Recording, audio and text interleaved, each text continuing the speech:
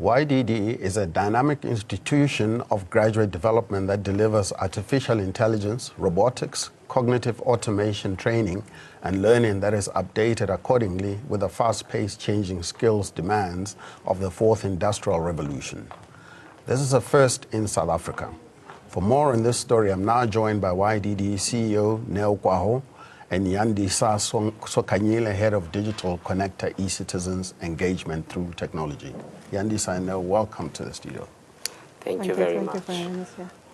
The fourth industrial revolution, that certainly means that we've gone through 3 stages of industrial change, as it were. The first one being the steam engine that led to mechanization.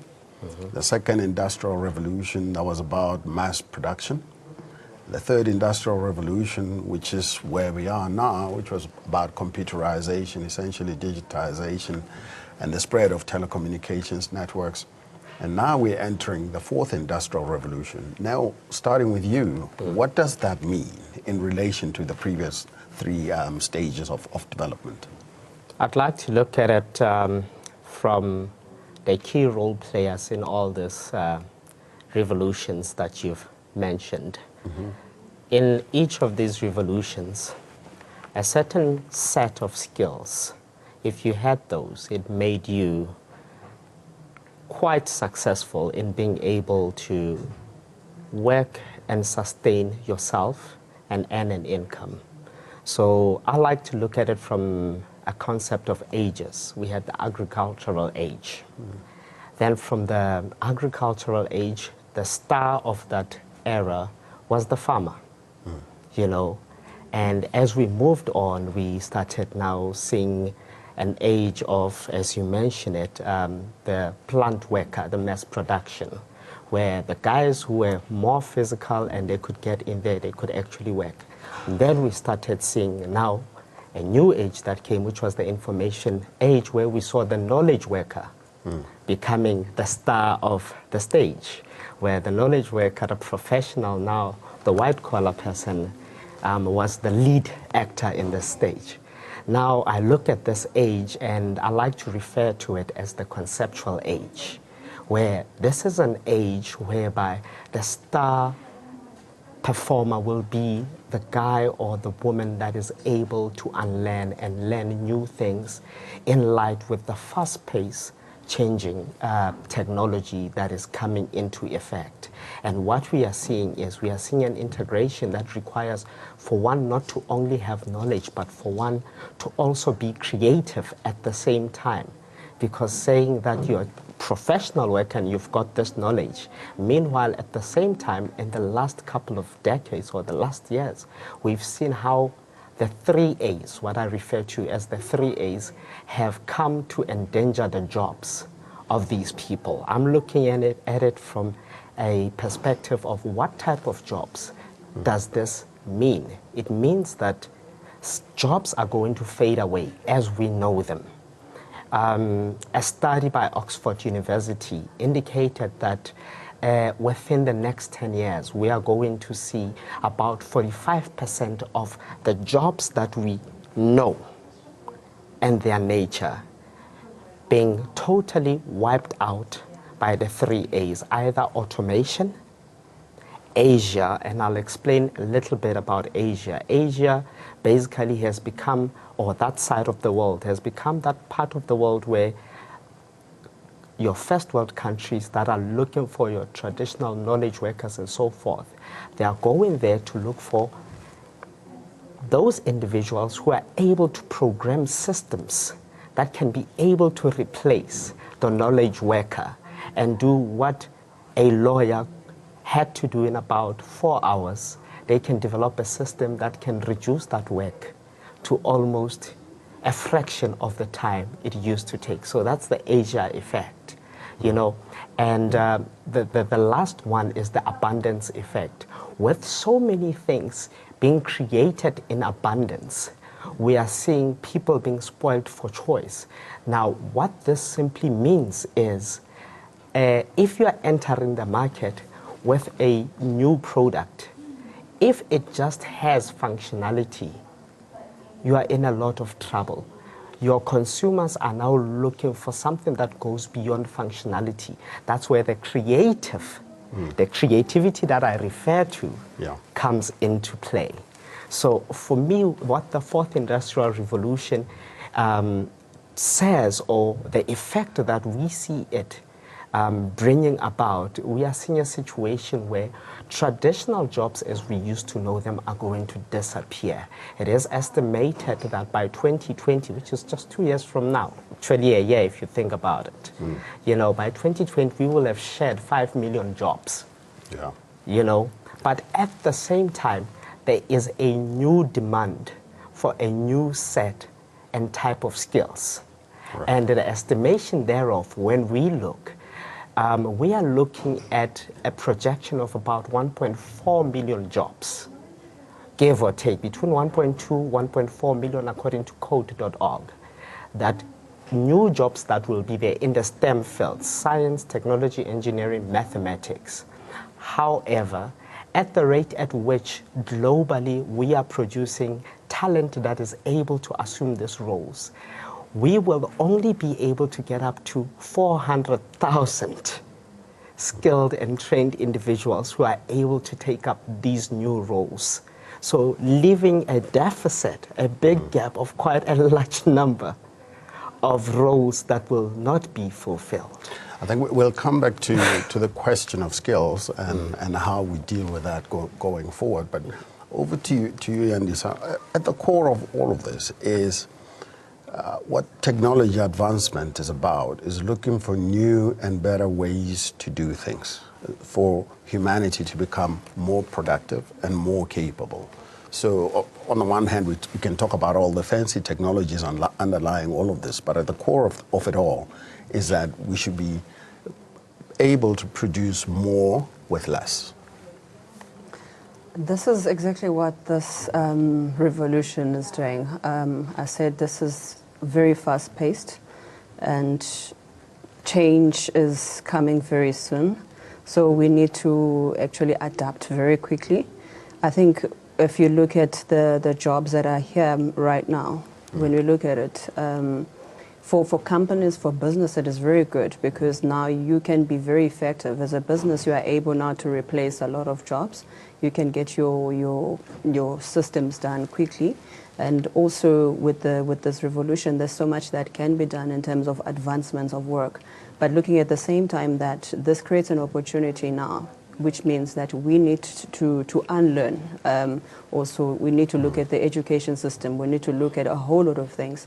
This is not just on the business front, it's also on the business sector. It's a business, it's also government and communities as well. So if you look at the jobs that are being created now, you have a lot of systems that are replacing a lot of bookkeeping, accounting. There's a lot of skills that are being replaced by these systems, which is for businesses, makes it very efficient. You can save on your cost, you can do your job effectively. But looking at that, it creates an opportunity now to say, how do we go back to our schooling system whereby we start teaching these jobs and changing the curriculum also and changing the mindset of looking at just only universities where you need to acquire a university degree, and also look at the technical schools or technical colleges whereby you can actually teach the physical skills and the practical skills of this revolution. If you look at now the robotics, you already have chatbots that are already taking over what a call center agent will be doing. So at this rate this is going, in 2030, essentially, there will be half of the jobs that most people are doing now will not be in existence, and there will be new jobs. So we need to move rapidly and actually take action fast to say which jobs can be created, upskill our people, change, look at creating new curriculum, also introduce new skill set whereby we can train these people. If a chatbot or a robot is going to take over any kind of work, so there has to be a person operating that. Also, for the guys in the creative space, it means upskill. Also, there are things that the robots will not be able to do, which is your creativity, you know, your personal skill, your interpersonal skills. So we need to upskill ourselves and actually empower ourselves to say, whatever that I'm doing, wherever you are, you can't be comfortable because you don't know what's going to happen to the job that you currently have. Yeah. If now companies don't need bookkeepers, they don't need call center agents, what more other jobs will be replaced by this revolution? Yeah. I want to talk about a couple of practical examples, and you kind of led me in that direction because you mentioned chatbots, for instance, in the context of a call center. But we recently interviewed somebody that started an insurance business that is very data analytics and artificial intelligence driven. A company called Naked Insurance, and it's one of the examples of that, very technology driven. Other examples perhaps would be banking, moving in that direction as well. We're now in the advent of fintech, where you don't need the bank branches. You know, mobile technology is almost ubiquitous now, so you can go directly to customers without having to build big branch networks. Smart cities are another example. Management of urban infrastructures, whether it's water or traffic infrastructure, et cetera, et cetera. So those are the practical examples of things that could get better. But what you've also just said is that part of the implication of that is a loss of jobs. Now that has social consequences that are quite profound. What happens to the people that lose the jobs? This is why I would say people need to start upskilling. So we need to, it still goes back to government. I always say this, the fourth industrial revolution, government needs to take charge and be the key player. Because when you look at all the sectors, it is all the sectors that include government, which is your energy, your transport, all of this, education, banking, everything. Government still needs to play a key role. Now, education needs to take lead and charge into this because we need new skill sets. We need to be creating that. Also, we need to be educating our people to change that mindset to say now, it has been like this before, where you all need to have a degree, a master's degree in this. But this era doesn't really require a degree. It requires practical skills. That's why you find that businesses now are able to trade with anybody. I will say what this has opened is open opportunity where you can trade with anywhere in the world. You can have employees anywhere in the world. We live in the world of freelancers where you can have some of your technical guys or developers living in a different country. Yeah. So this is what this does. So it's no longer about you physically going to work. People are working from anywhere in the world. You can work from your house and you could be servicing a client wherever. So these are things that we need to start teaching our people so that we unlearn all of that we have known and say now it has changed. Now you can be able, with the access of internet and how things are moving, rather be upskilling yourself, look for courses. But if that information or those courses are not available to people, people will not know what to learn. Hence we say government needs to play a critical role in terms of how we change the education system, how we look at the current education structure that we have and say how do we then focus and not always act when things have passed. How do we focus for the next 30 years? Which skills are needed? What jobs can be created? So we start upskilling people right from primary school. If you look at other countries, 7-year-olds are busy coding. And with us, we still do not have that. And by the time, if you can compare our 7-year-old to a 7-year-old in China, there's a huge difference. By the time they're 13, they're already developing systems of which we still haven't learned that. So we need to be moving drastically in that space.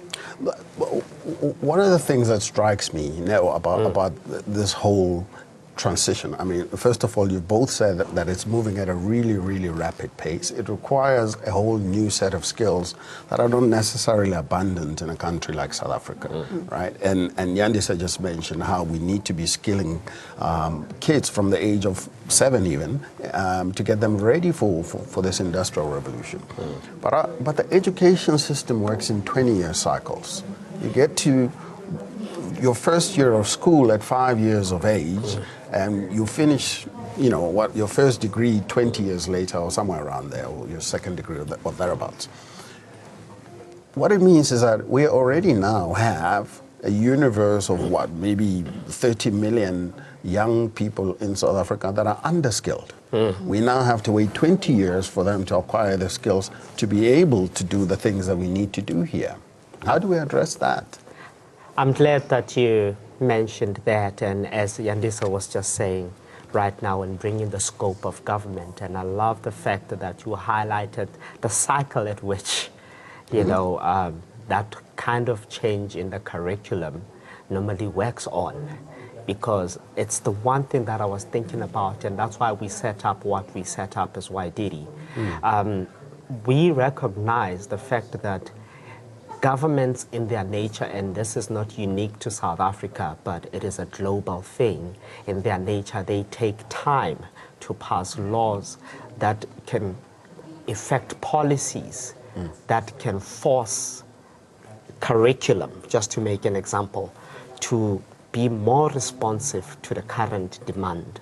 So that is where I'm imploring our people and anybody that is currently paying attention to say, now it is time to take personal charge of the education and the learning.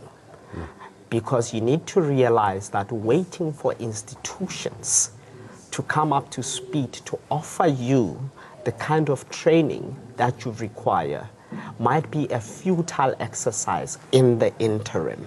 Meanwhile, you are left with no skills to be able to secure that job or to compete in the global market, because our borders are down because of the internet that has broken down borders. Now we are communicating globally, as Yandisa has alluded. So the first step we need to do is we need to take the responsibility of learning into our own hands. And we need to understand that now, if, unlike before, if your learning is going to be dependent on what you learn in a classroom, you will only know what whoever is teaching you.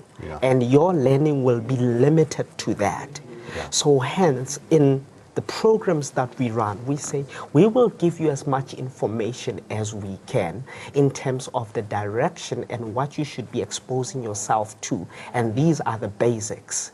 But beyond this, the speed of change is so incredible that waiting for us to catch up, to include this into our curriculum, is going to work against you.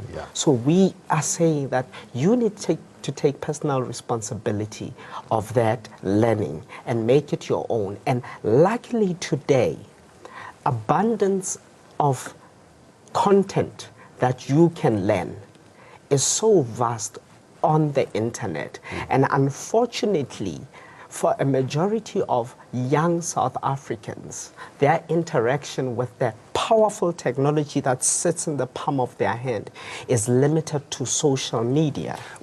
And I want to latch onto that, Yandisa, because a while back we had an economist in the studio at Trinity, and we made exactly the same point. When you look at the MOOCs, online courses that are pretty much available from universities across the world. I mean, but he was studying for a micromaster's degree with MIT that I can't quite recall. I'm doing a micromaster's degree now with the Technology University of Delft on electric vehicles. And this is quite pertinent, because when you look at the underlying enablers of the fourth industrial revolution, it's everything from energy storage to blockchain to electric mobility to the Internet of Things. It's a mass of things that we need to get our heads around, Yandisa. How do you convince young kids to do that? As Noah says, they interact with this interface called, you know, a mobile device, but principally for social media purposes. That is so true what Noah is saying. It's like when you have a phone, somebody will just assume you're on social media. That's how it is. I said before, we just need to unlearn a whole lot of things that we've learned, because I think it's these engagements. We need to go out more as people in the industry, just to make sure that the word is out there. People know, especially these young kids, because now we're introducing a sector that they haven't really looked at. As I said, growing up, or the information that has been there is that you need to go and have a university degree, Yeah. and now you find out the jobs that are going to be created don't necessarily need a degree. Now you need to be upskilling yourself with the short courses, because the mindset has been that if you just do a short course, it's just a short course, it doesn't carry much value. Now when you start exposing all of this, the exciting part of this, to say this is what you can be doing, these are the career opportunities that are available. Imagine these are the apps, they all love apps, but can you know how exciting it would be for you to be able to build your own app. Yeah. It is a very exciting industry. It is so much that is happening that a lot of young people, but I think the information is not out there enough for them to understand exactly. And also just for us to change the perception of these even online courses, the short courses, because they add so much value. Yeah. Because before you were never told that, okay, do this short course. Only when you get to a working environment that you understand even the short course will empower you. Now it's just the chats that we have, the talks that we need. I think people like me, well, with the access to all these young graduates and young students, so it is just to go out there and have an expo, have these talks about the industry, to say this is what is happening, this is what's going to be happening. You're talking about this automation, there's Internet of Things. We look at all of these companies now that are playing in this space, and I'm sure every young child would be interested in that. It's just how it's been packaged. Yeah. No one has really gotten to it to say, what is this fourth industrial revolution? What is AI? To a terms that people would actually get excited about it and see it as an opportunity, because it creates a lot of opportunities for a lot of young people. Well, Nell and Yandisa, thank you very much for joining us. That's been quite insightful. And that brings us to the end of the show tonight. Join us again tomorrow evening on Afro World View Prime Business at 8 o'clock. From me, Harold Bopalama, have a good night.